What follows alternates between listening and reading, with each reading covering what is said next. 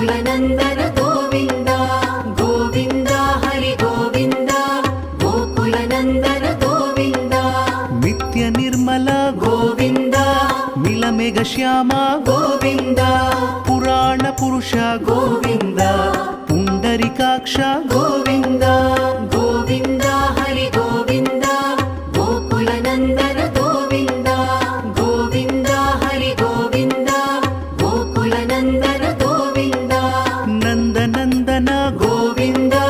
नवनीत चोर गोविन्द पशुपालक श्री गोविन्द